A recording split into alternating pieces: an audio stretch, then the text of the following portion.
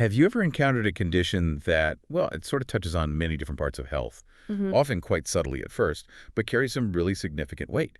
Mm-hmm. Today, we're diving into one just like that, Noonan syndrome. We've got some great revision notes here, and we're aiming to make this a really clear, high-yield look at it. Exactly. Think of this as taking those notes and really bringing them to life. We'll cover, what it actually is, the causes, the risks. How it works in the body. Right.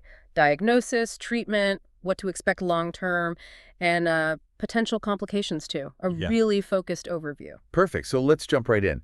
What exactly is Noonan syndrome in simple terms?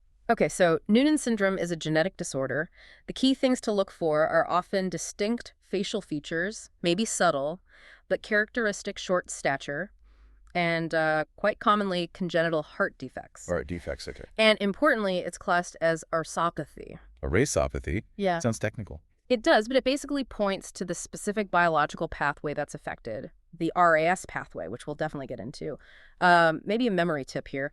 Think RAS like a rash of symptoms all linked by this one pathway. Okay, RAS like a rash. Got it. So Yeah. what actually causes it? What goes wrong genetically? It boils down to mutations, small changes in specific genes.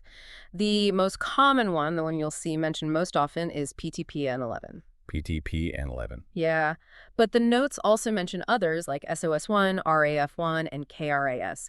These aren't random genes. They're fundamentally important for development. And who's more likely to have these genetic changes? Are there risk factors? Well, it's interesting. Often Noonan syndrome just pops up because of a new mutation, completely spontaneous. So it can happen in families with absolutely no history of it. Oh, okay. But it can also be inherited. If a parent has it, it's an autosomal dominant pattern. Meaning there's a 50-50 chance, a 50% risk for each child to inherit the gene mutation. Another tip maybe? Yeah. Dominant, you only need one copy of that mutated gene. Right, one copy is enough. You mentioned RASopathy in this RAS-MAPK pathway. Can we explore that a bit more? How do those gene faults lead to the features? Absolutely. This is really the core mechanism. Those mutations we talked about in PDP11, SOS1, etc., they disrupt this thing called the RAS-MAPK signaling pathway. Right. Think of this pathway as like a critical communication network inside our cells. It tells cells when to grow, when to divide, when to specialize, all essential stuff for development. Like a control system. Exactly. And when there's a mutation, it's like that system gets faulty signals, the communication is impaired, growth isn't regulated properly, and that leads to the collection of features we see in Noonan syndrome. So it's like static on the line for cell communication. That's a great analogy. Yeah, it disrupts those crucial signals. And what's also interesting is that this same pathway is involved in other conditions, even some cancers. So understanding Noonan actually helps us understand more broadly how this pathway works. That makes sense. So if someone presents with features that might be Noonan, what else could be on the differential diagnosis list? What else looks similar? Good question. It's crucial not to jump to conclusions. There are several other conditions with overlapping features. The notes give a pretty comprehensive list. Like what?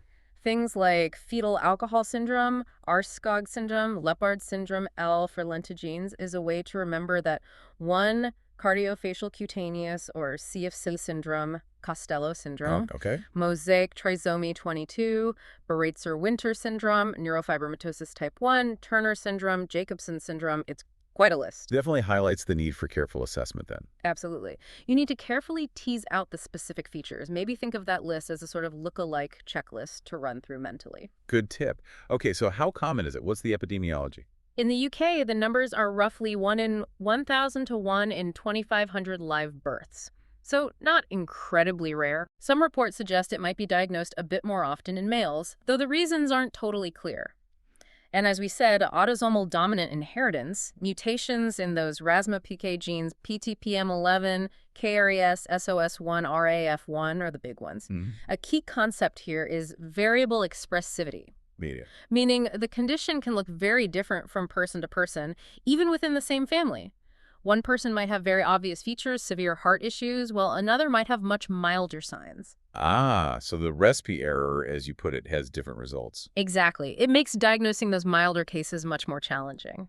And it's worth remembering, about 60% of cases are actually de novo new mutations that weren't inherited. Right, the spontaneous ones. Okay, let's talk specifics. What are the clinical features? What signs and symptoms should make you think Noonan? Okay, let's break it down by system. Starting with facial characteristics. You often see wide-set eyes, that's hypertelorism, low-set ears, sometimes deep-set eyes. Also, dystosis, which is drooping eyelids and down-slanting palpebral fissures. The outer corners of the eyes point downwards a bit. Hmm. The nose is often described as short, maybe up-tilted, with a broad tip, and the ears can be rotated backwards slightly. And these change over time? They can, yes. The facial features sometimes become less distinct as the person gets older, sort of a gentle pattern to look for. Got it. What about other physical traits, musculoskeletal things? Right, musculoskeletal features. A short neck is common, sometimes with webbing, especially noticeable later in childhood. The chest is often broad with widely spaced nipples, Hmm. and you might see chest deformities like pectus carinatum, where it juts out, or excavatum, where it's sunken in. Pectus? Also, short fingers. Sometimes those wrinkly fetal fingertip pads persist. In boys, undescended tests as cryptorchidism is common. And other things noted are striking eye color sometimes, and often curly hair. Interesting. And growth. You mentioned short stature. Yes, growth and feeding. Babies are usually born with normal weight and length, but feeding difficulties can crop up early on, and then growth can slow down. They might have a delayed growth spurt during puberty, leading to a reduced adult height. Sort of short and broad are themes that seem to recur. Okay. And the heart we mentioned, that's common. Very common. Cardiac abnormalities are a major feature. Congenital heart disease is present in a high percentage. Specifically, pulmonary valve stenosis, that's a narrowing of the valve leading to the lungs, and hypertrophic cardiomyopathy, which is a thickening of the heart muscle itself. Pulmonary and hypertrophic key heart words. Definitely. Remember those two for Noonan heart issues? And what about development? Learning. Okay, development and learning. The notes say about 15–35% might have a learning disability, usually mild. Speech delay is also quite common, often needing therapy. And there seems to be an association with ADHD as well. Then there are potential eye and skin issues. Vision problems can occur. Skin-wise, you might see keratosis pilaris, those small bumps, cafe au lait spots like flat birthmarks, or lentigines, small dark spots. And finally, anything else? Yes, one more important one. Bleeding disorders. Around 40% of individuals might have some kind of issue with bleeding or clotting. Wow. Okay. That's a lot to potentially look for. So how do doctors actually pin down the diagnosis? What are the investigations? Well, suspicion often arises when you see a combination of those key features. The note suggests considering Noonan, especially if you see two or more of these, a learning disability, that characteristic heart defect like pulmonary stenosis, the typical chest shape, short stature, cryptorchidism in boys, or a family history that fits. So pattern recognition first. Exactly. A really thorough clinical assessment, looking closely for all those features we discussed, is step one. But for confirmation, you really need molecular genetic testing. The gene test. Right.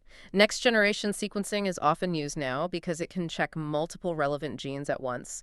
PTP11, SOS1, RAF1, KRAS, and others. That's usually definitive.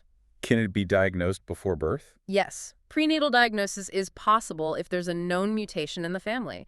And sometimes prenatal ultrasound might show clues like excess amniotic fluid, polyhydramnios, increased neutral translucency at the back of the neck, or a cystic hygroma. Interesting. Any other tests? Oh, yes. An echocardiogram is vital to check the heart. Other imaging studies might be needed depending on the symptoms. And of course, ongoing evaluation of development and growth is crucial. Okay. So once it is diagnosed, what's the management strategy? Management is really about supportive care, tailored to the individual's specific needs. There's no single cure, but you manage the symptoms and complications. A multidisciplinary team is absolutely essential. Makes sense, given how many systems can be affected. Precisely. You need input from geneticists, cardiologists, endocrinologists for growth, developmental pediatricians, ophthalmologists, audiologists. The list goes on. Regular monitoring and follow-up are key. What areas do the guidelines focus on?